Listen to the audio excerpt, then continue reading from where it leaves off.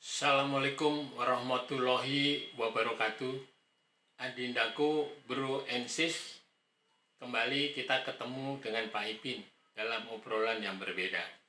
Kali ini bro and sis, Pak Ipin akan bercerita atau berdiskusi tentang apa itu talenta, bro and sis. Nah,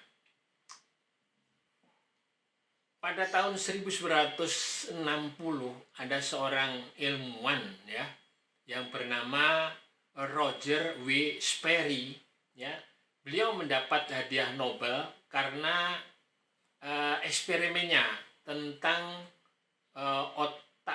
peran otak kiri dan peran otak kanan. Gitu, Francis. Jadi otak kita itu fakta anatomisnya itu terdiri dari dua belahan kiri dan kanan. Ya, memang otak kita itu masanya hanya 2% aja dari massa seluruh tubuh ya, enteng. Ya. Tetapi jatah energi otak kita itu mencapai 20% dari jatah energi seluruh kegiatan tubuh. Karena otak kita ini bekerja dan bekerja. Kita waktu tidur maupun tidak tidur, otak kita bekerja terus. Nah, bro and sis, hasil penelitian atau eksperimen dari Roger tadi itu mengatakan bahwa otak kiri kita itu adalah bagian otak yang mengurusi atau menghasilkan kegiatan atau cenderung menghasilkan aktivitas yang bersifat logik, ilmiah, berdasarkan fakta dan data, bersifat analitik, matematis, pokoknya hal-hal yang teratur dan berjenjang, begitu.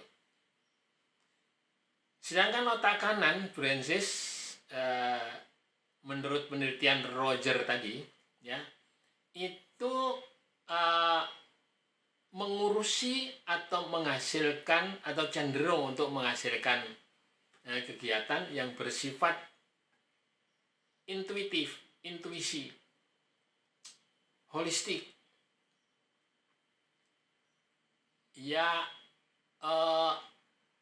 hal-hal yang tidak teratur itu bisa disimpulkan oleh kerja otak kanan ini.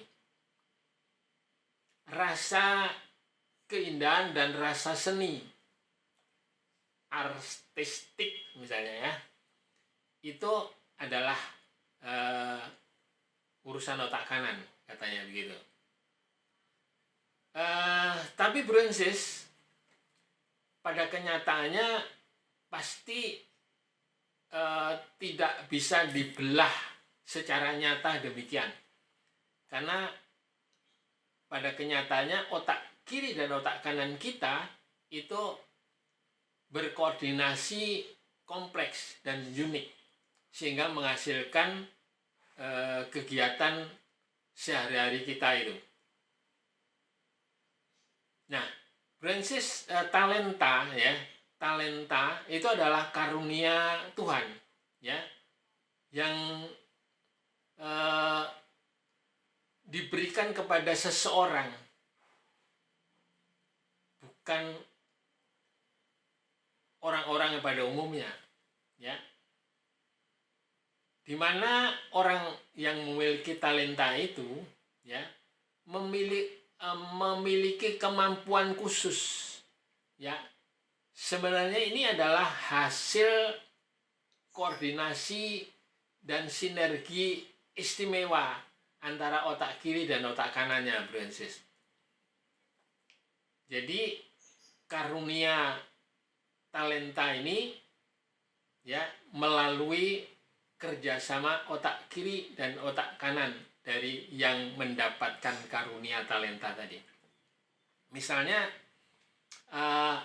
talenta sebagai pelukis ya, talenta sebagai orator ya, sebagai pemusik yang bagus, ya, talenta sebagai penyanyi dan sebagainya. Bahkan mungkin ada talenta sebagai seorang peramal, ya, itu juga pasti intuisinya, ya, bekerja sama dengan otak kirinya itu menghasilkan kemampuannya itu. Jadi Francis,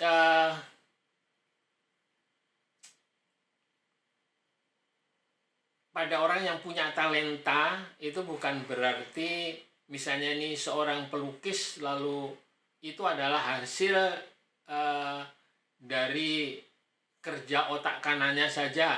Tidak.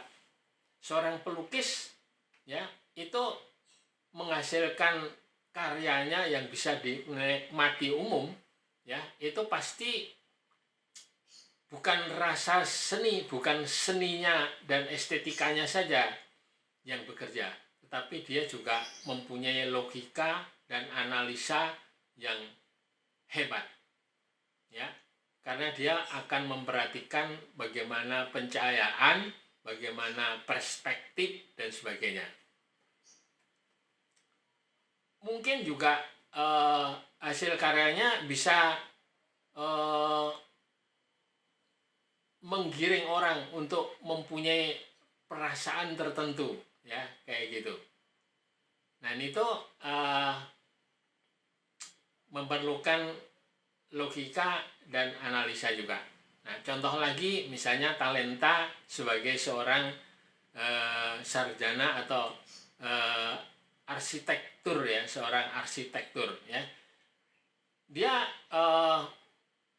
merancang sebuah gedung atau rumah yang indah, ya, itu pasti bukan kerja otak kanannya saja, karena si arsitektur itu harus menganalisa, harus mempunyai logika yang ruwet perhitungannya, ya, agar gedung yang akan dibangunnya atau rumah yang akan dibangunnya itu selain indah juga mungkin berumur panjang, lalu aman bagi penghuninya, kemudian sehat, ya, menyangkut pencahayaan dan sirkulasi udaranya dan sebagainya.